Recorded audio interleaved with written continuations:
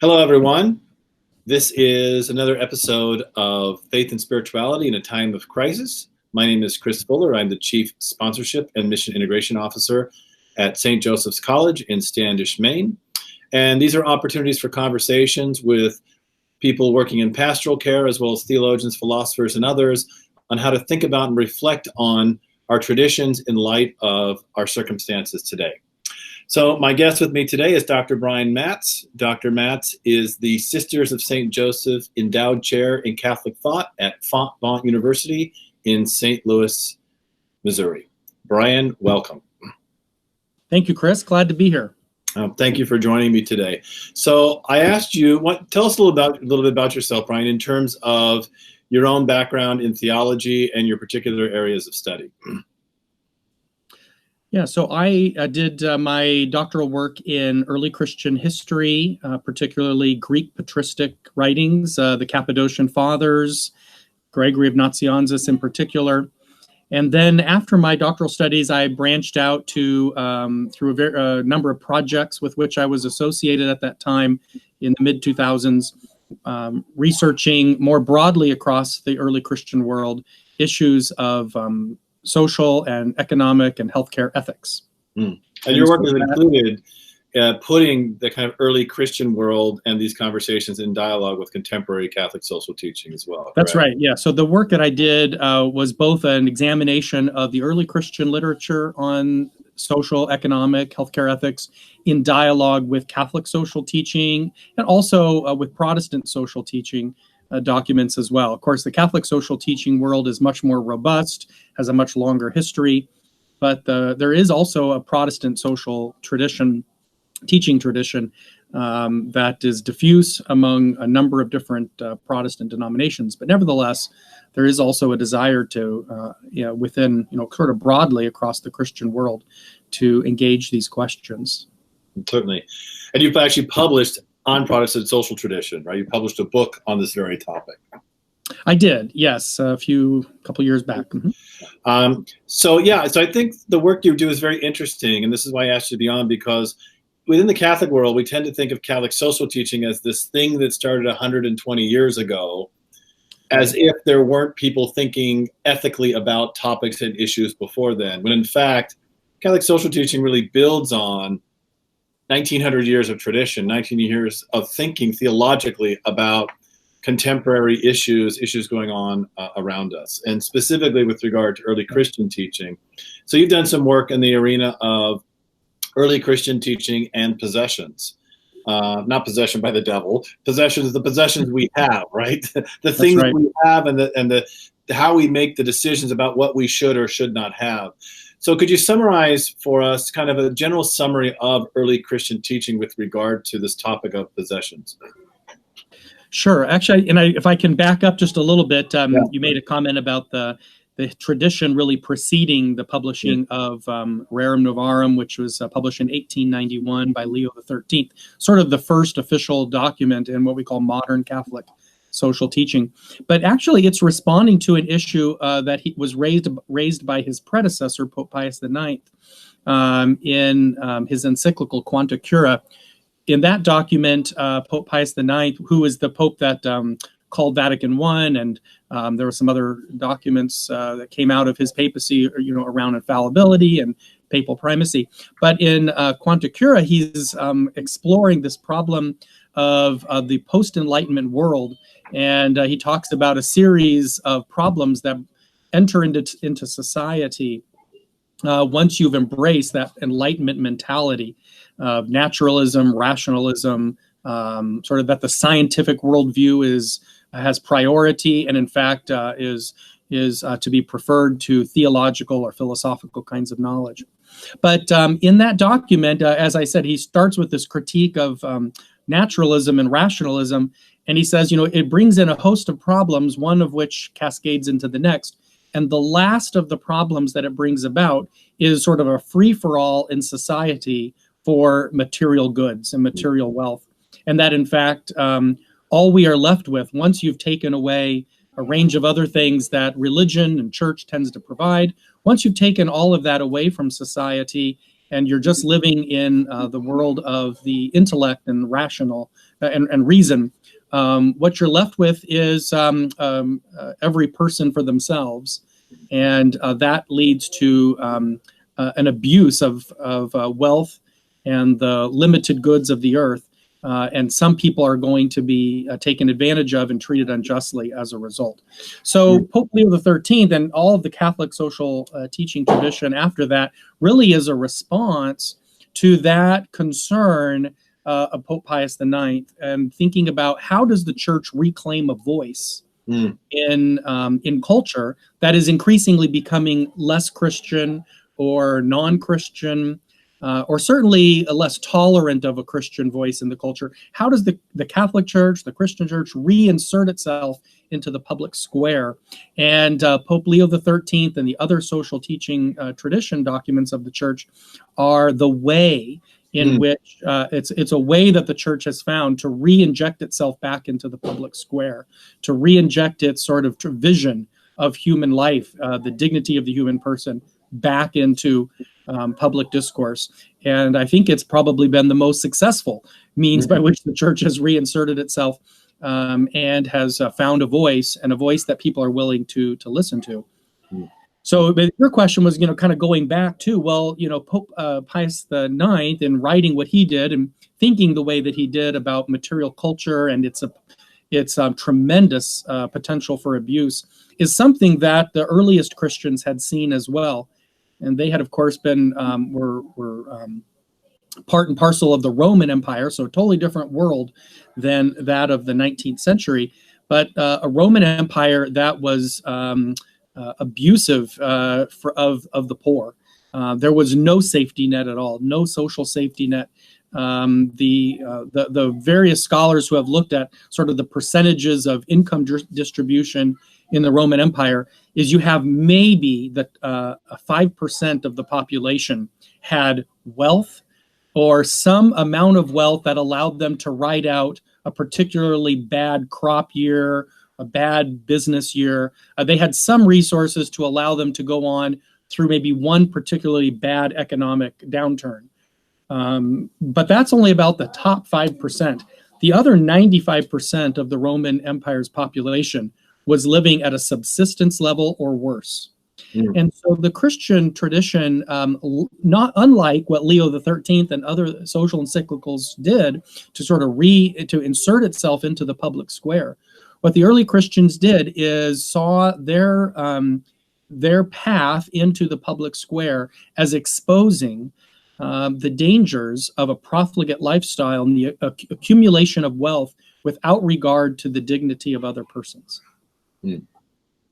Good. And then how does that sounds like what we would call today the part of the principles of Catholic social teaching is the common good.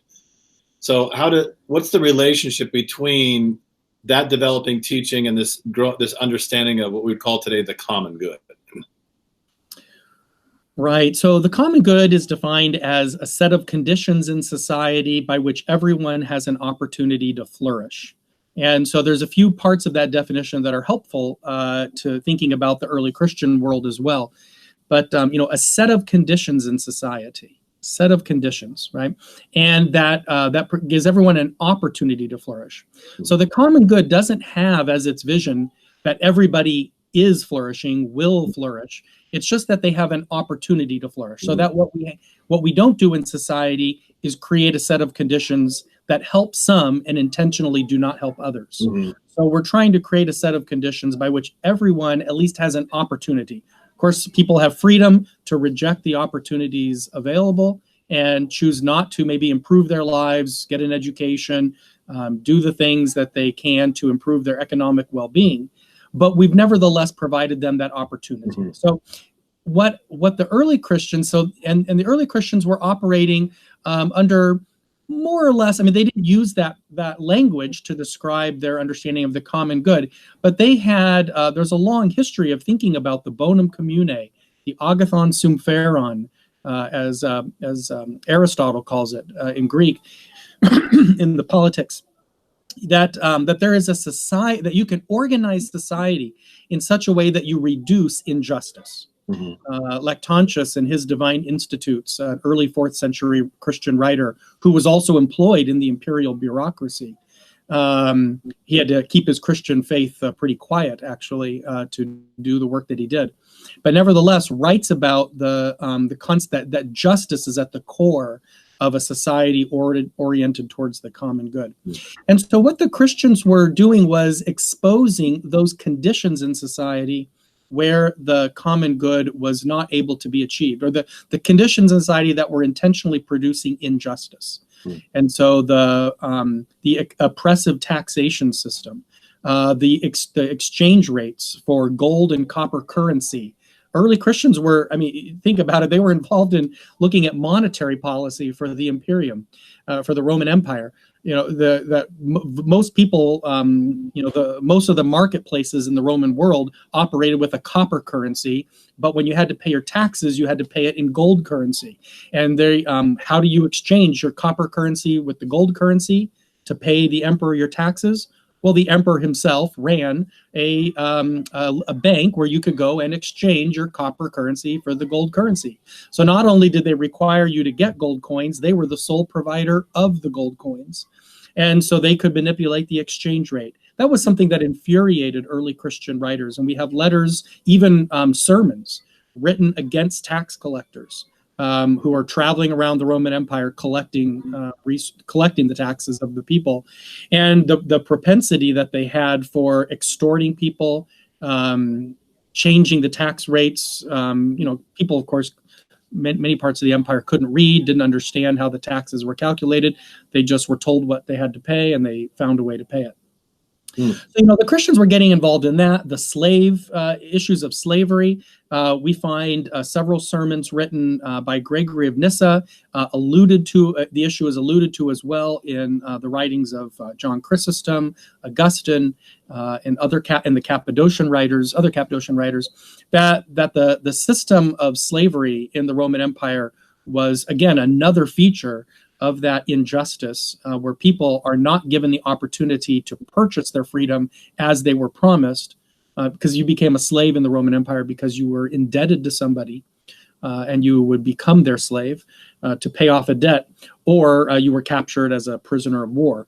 But in either case, there was in Roman law a provision for you to buy your freedom, and the system was set up, it was rigged in such a way that being able to buy your freedom was well nigh impossible.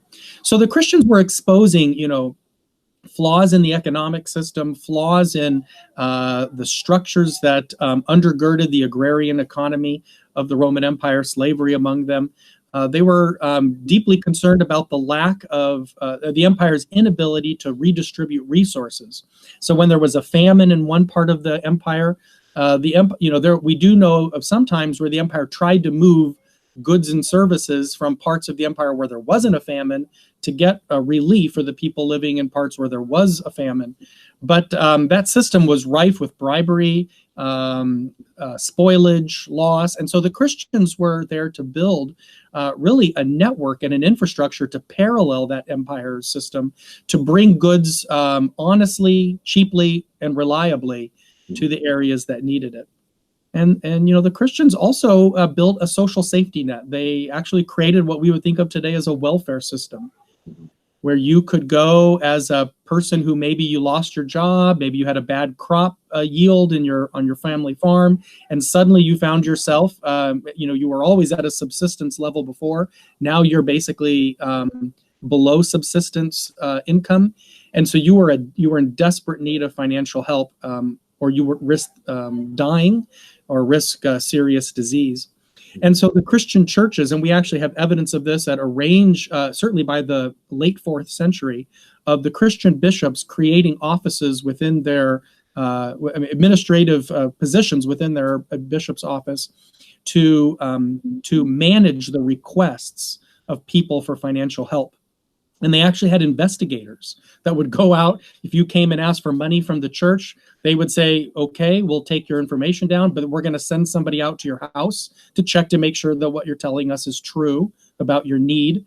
And then assuming everything checks out, we will either provide you tools that you need to get back to work so you can provide for yourself, Or if that's not possible, we can put you on the monthly roll, where you would get a monthly payment from the church's tithes and offerings that they had collected.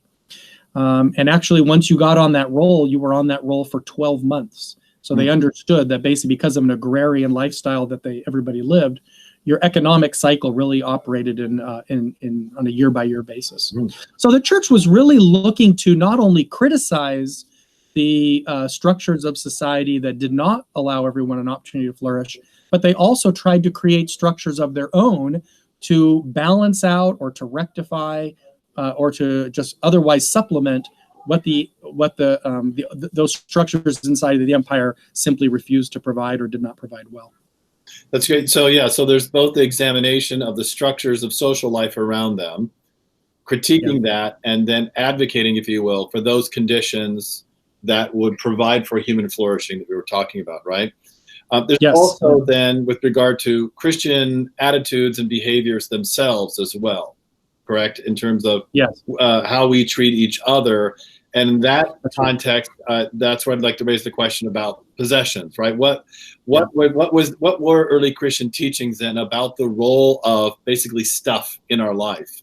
How much is enough or too much? Or how do we judge whether or not we have enough or not? And in relation to then having, let's assume an ideal society where those things are made available to us and the goods are made available for our flourishing, how then would we make the proper judgment to know if we had enough or not, or had too much?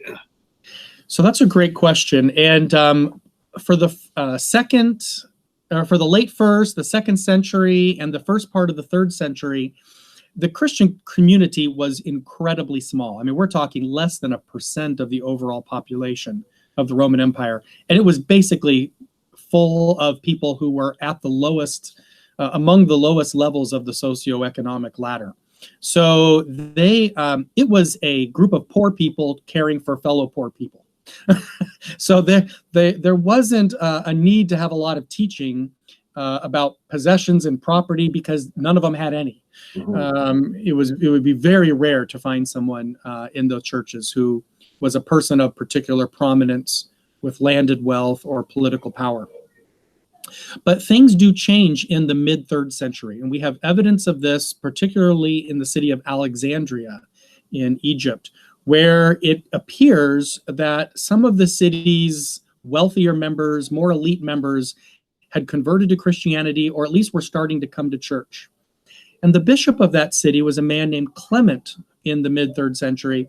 And Clement left for us a sermon that apparently he gave, or a sermon he gave multiple times. And we have maybe today an edited version of multiple sermons. It's hard to know. But Clement at some point composed a sermon which is called "Who is the Rich Man That Shall Be Saved?" Quis dive salvetur in Latin. So who is the rich man that shall be saved? So he clearly was dealing with people who were who had some economic means at their disposal. The sermon assumes people in the audience have some money, more than they need. And the sermon is actually about Jesus's teaching to the rich young ruler, the rich young man, in Mark chapter 10, Matthew chapter 19, Luke chapter 18. It's a story where a rich young man or a rich young ruler comes to Jesus and says, "Jesus, what must I do to be saved?" And Jesus says, "Well, you're to, go sell all that you possess and give it to the poor, and then you can come and be my disciple." Well, he tells him first to follow the commandments. The guy says, "Well, I've done all that." And he says, "Well, there's one thing you lack. You need to go sell all that you possess." Well, and then we're told the man walks away sad because he had great wealth. And so the problem then for Clement is it looks like people are to renounce their wealth. That seems to be the direct teaching of Jesus in Mark 10, Matthew 19, Luke 18, where that story is recorded. But Clement does not think that should be the end of the story. It should not be about renunciation of wealth, because if you renounce everything you have, you simply just give it all away, that would seem to expose you to violating some teachings of Jesus elsewhere in the Gospels. And so in that sermon, Clement recalls to mind Matthew 25, where Jesus says, and you probably, your listeners are probably familiar with it, where Jesus tells his listeners there that they are to clothe the naked, feed the hungry, visit the imprisoned, shelter the homeless. So there is a command of Jesus to use resources to provide for the needs of people. Well, how can you obey Jesus in Matthew 25 if you've already sold and given away all your wealth because of what Jesus says in Matthew 19 or Mark 10 to that rich young man?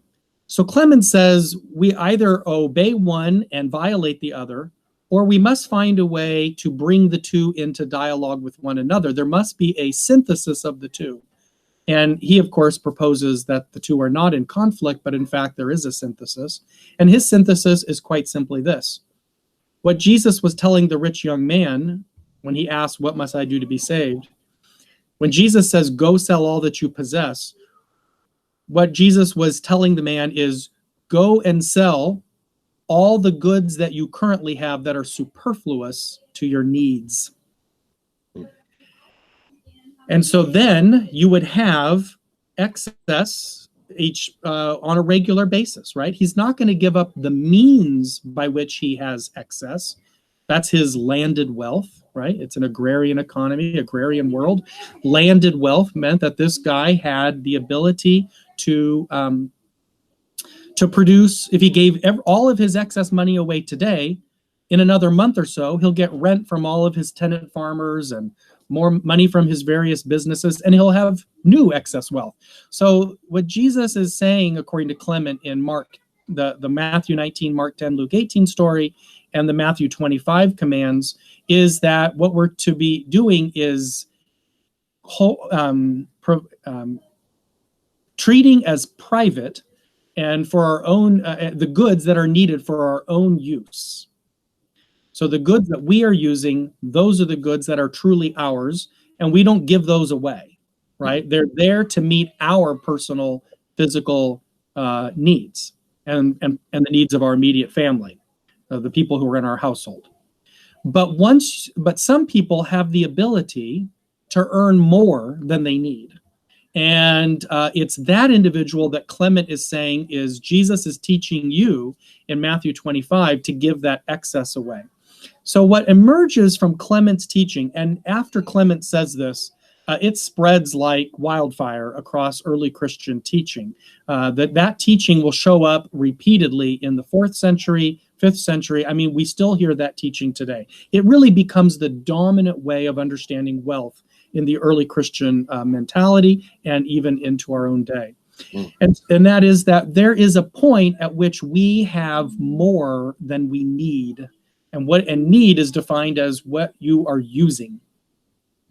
And so when you have more than what you need to meet your and your immediate family's sort of physical needs, then you give the excess away. The excess is superfluous to you.